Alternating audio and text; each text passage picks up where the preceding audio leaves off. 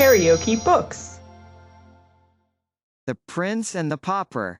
Written by Mark Twain. Audiobook. Chapter 25. Hendon Hall.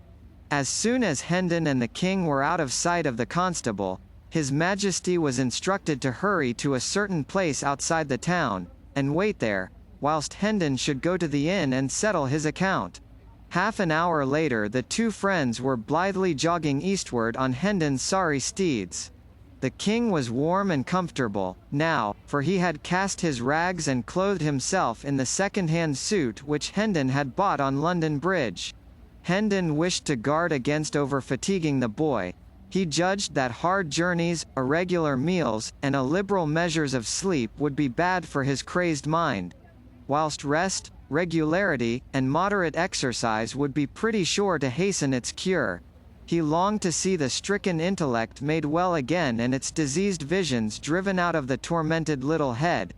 Therefore he resolved to move by easy stages toward the home whence he had so long been banished, instead of obeying the impulse of his impatience and hurrying along night and day.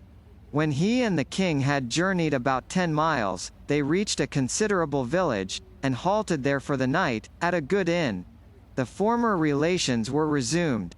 Hendon stood behind the king's chair, while he dined, and waited upon him, undressed him when he was ready for bed, then took the floor for his own quarters, and slept athwart the door, rolled up in a blanket.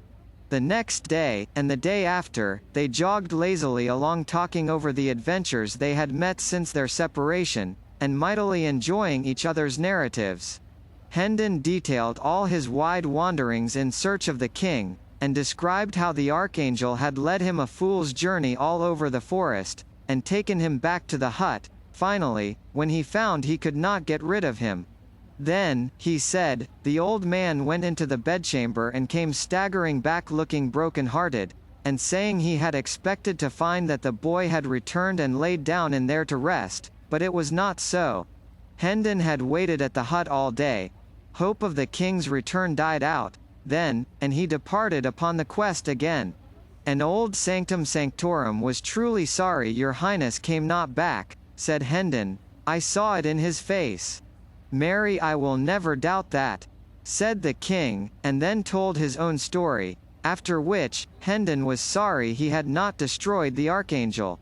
During the last day of the trip, Hendon's spirits were soaring. His tongue ran constantly. He talked about his old father, and his brother Arthur, and told of many things which illustrated their high and generous characters. He went into loving frenzies over his Edith, and was so glad-hearted that he was even able to say some gentle and brotherly things about Hugh. He dwelt a deal on the coming meeting at Hendon Hall. What a surprise it would be to everybody, and what an outburst of thanksgiving and delight there would be. It was a fair region, dotted with cottages and orchards, and the road led through broad pasture lands whose receding expanses, marked with gentle elevations and depressions, suggested the swelling and subsiding undulations of the sea. In the afternoon the returning prodigal made constant deflections from his course to see if by ascending some hillock he might not pierce the distance and catch a glimpse of his home. At last he was successful, and cried out excitedly, "There is the village, my prince, and there is the hall close by. You may see the towers from here, and that wood there, that is my father's park. Ah, now thou'lt know what state and grandeur be. A house with 70 rooms, think of that. And 27 servants. A brave lodging for such as we, is it not so? Come, let us speed, my impatience will not brook further delay." All possible hurry was made. Still, it was after 3 o'clock before the village was reached. The travelers scampered through it, Hendon's tongue going all the time. Here is the church, covered with the same ivy, none gone, none added. Yonder is the inn, the old Red Lion, and yonder is the market-place. Here is the maypole, and here the pump. Nothing is altered. Nothing but the people, at any rate. 10 years make a change in people. Some of these I seem to know, but none know me. So his chat ran on. The end of the village was soon reached. Then the travelers struck into a crooked, narrow road, walled in with tall hedges, and hurried briskly along it for 1/2 mile, then passed into a vast flower garden through an imposing gateway, whose huge stone pillars bore sculptured armorial devices. A noble mansion was before them. "Welcome to Hendon Hall, my king," exclaimed Miles. "Ah, 'tis a great day. My father and my brother, and the Lady Edith will be so mad with joy that they will have eyes and tongue for none but me in the first transports of the meeting, and so thou'lt seem but coldly welcomed, but mind it not. 'Twill soon seem otherwise, for when I say thou art my ward, and tell them how costly is my love for thee, thou'lt see them take thee to their breasts for Miles Hendon's sake, and make their house and hearts thy home for ever after." The next moment Hendon sprang to the ground before the great door, helped the king down, then took him by the hand and rushed within. A few steps brought him to a spacious apartment. He entered, seated the king with more hurry than ceremony, then ran toward a young man who sat at a writing table in front of a generous fire of logs. "Embrace me, Hugh," he cried, "and say thou'rt glad I am come again. And call our father, for home is not home till I shall touch his hand, and see his face, and hear his voice once more." But Hugh only drew back, after betraying a momentary surprise, and bent a grave stare upon the intruder. A stare which indicated somewhat of offended dignity, at first, then changed, in response to some inward thought or purpose, to an expression of marveling curiosity, mixed with a real or assumed compassion. Presently he said, in a mild voice, "Thy wits seem touched, poor stranger. Doubtless thou hast suffered privations and rude buffetings at the world's hands. Thy looks and dress betoken it. Whom dost thou take me to be?" "Take thee? Prithee, for whom else than whom thou art?" "I take thee to be Hugh Hendon," said Miles, sharply. The other continued, in the same soft tone, "And whom dost thou imagine thyself to be? Imagination hath naught to do with it. Dost thou pretend thou knowest me not for thy brother Miles Hendon?" An expression of pleased surprise flitted across Hugh's face, and he exclaimed, "What? Thou art not jesting? Can the dead come to life? God be praised if it be so. Our poor lost boy restored to our arms after all these cruel years. Ah, it seems too good to be true, it is too good to be true. I charge thee, have pity, do not trifle with me. Quick, come to the light, let me scan thee well." He seized Miles by the arm, dragged him to the window, and began to devour him from head to foot with his eyes, turning him this way and that, and stepping briskly around him and about him to prove him from all points of view, whilst the returned prodigal, all aglow with gladness, smiled, laughed, and kept nodding his head and saying, "Go on, brother, go on, and fear not. Thou'lt find nor limb nor feature that cannot bide the test. Scour and scan me to thy content, my good old Hugh.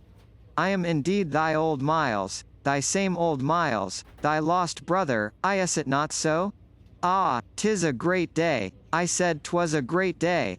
Give me thy hand, give me thy cheek, Lord, I am like to die of very joy."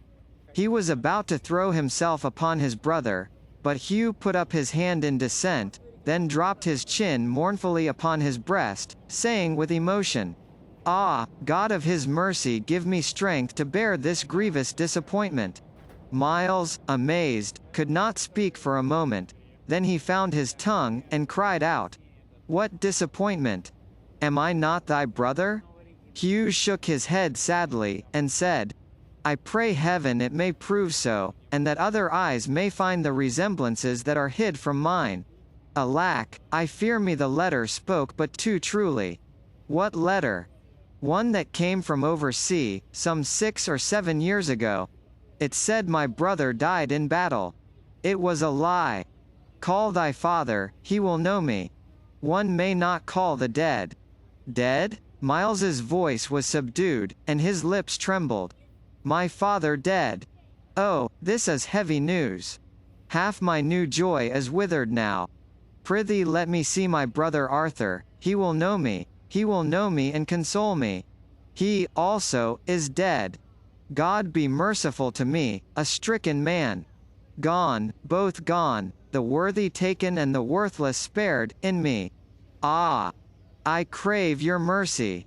Do not say the Lady Edith is dead? No, she lives. Then, God be praised, my joy is whole again. Speed thee, brother, let her come to me. And, she say I am not myself, but she will not. No, no, she will know me, I were a fool to doubt it. Bring her, bring the old servants, they, too, will know me. All are gone but 5, Peter, Halsey, David, Bernard, and Margaret. So saying, Hugh left the room. Miles stood musing a while, then began to walk the floor, muttering, "The 5 arch-villains have survived the 22 leal and honest, 'tis an odd thing." He continued walking back and forth, muttering to himself. He had forgotten the king entirely. By and by his Majesty said gravely, and with a touch of genuine compassion, though the words themselves were capable of being interpreted ironically, "Mind not thy mischance, good man. There be others in the world whose identity is denied, and whose claims are derided. Thou hast company." "Ah, my king," cried Hendon, coloring slightly, "do not thou condemn me. Wait, and thou shalt see. I am no impostor, she will say it, you shall hear it from the sweetest lips in England. I an impostor?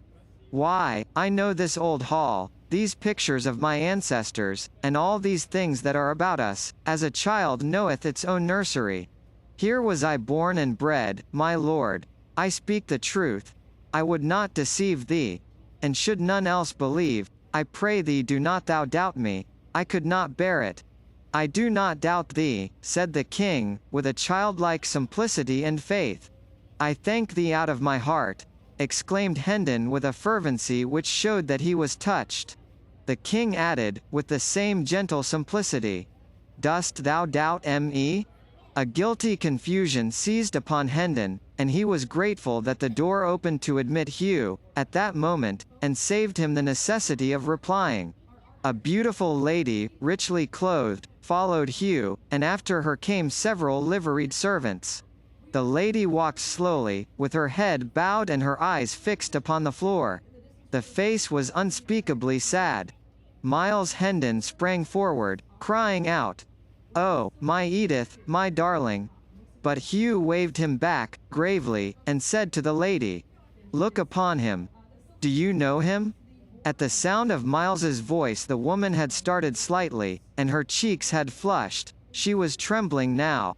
She stood still, during an impressive pause of several moments, then slowly lifted up her head and looked into Hendon's eyes with a stony and frightened gaze. The blood sank out of her face, drop by drop, till nothing remained but the grey pallor of death. Then she said, in a voice as dead as the face, "I know him not," and turned, with a moan and a stifled sob, and tottered out of the room. Miles Hendon sank into a chair and covered his face with his hands. After a pause, his brother said to the servants, "You have observed him. Do you know him?" They shook their heads. Then the master said, "The servants know you not, sir. I fear there is some mistake. You have seen that my wife knew you not." "Thy wife!" In an instant Hugh was pinned to the wall, with an iron grip about his throat. "Oh, thou fox-hearted slave, I see it all. Thou'st writ the lying letter thyself, and my stolen bride and goods are its fruit. There, now get thee gone, lest I shame mine honourable soldiership with the slaying of so pitiful a mannikin." Hugh, red-faced, and almost suffocated, reeled to the nearest chair, and commanded the servants to seize and bind the murderous stranger. They hesitated, and one of them said, "He is armed, Sir Hugh, and we are weaponless." "Armed? What of it, and ye so many? Upon him, I say." But Miles warned them to be careful what they did, and added, "Ye know me of old, I have not changed. Come on, and, it like you." This reminder did not hearten the servants much. They still held back. Then go, ye paltry cowards, and arm yourselves and guard the doors, whilst I send one to fetch the watch, said Hugh. He turned at the threshold, and said to Miles, You'll find it to your advantage to offend not with useless endeavours at escape. Escape? Spare thyself discomfort, and that is all that troubles thee. For Miles Hendon is master of Hendon Hall and all its belongings. He will remain, doubt it not. KaraokeBooks.